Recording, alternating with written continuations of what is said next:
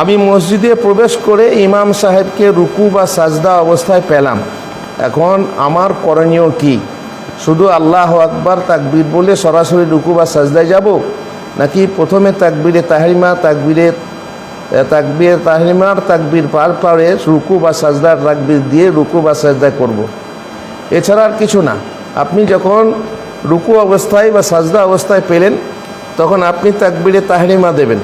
তাকবীরে তাহরিমা দিয়ে আল্লাহু আকবার বলে আরেকবার তাকবীর দিয়ে আপনি রুকুতে চলে যাবেন। বুকে হাত বাঁধার দরকার নেই, বুকে হাত বাঁধার দরকার নেই। আপনি তাকবীর দিবেন আল্লাহু আকবার বলে রুকুতে চলে যাবেন, কিংবা সিজদায় আল্লাহু আকবার বলে দুবার আল্লাহু আকবার। প্রথমটা তাকবীরে তাহরিমা না দিলে আপনার নামাজের বন্ধনই হবে না, নামাজই হবে না।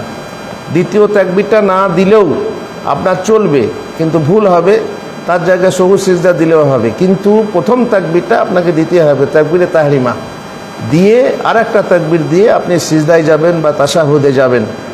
আর যখন প্রথম রাকাতে আপনি উঠবেন, যখন প্রথম রাকাত হবে আপনার, তখন কিন্তু আপনাকে বাইনি পড়তে হবে না, সানা পড়তে হবে না। ডাইরেক্ট আউযু বিল্লাহ বিসমিল্লাহ বলে সূরা ফাতিহা পড়বেন।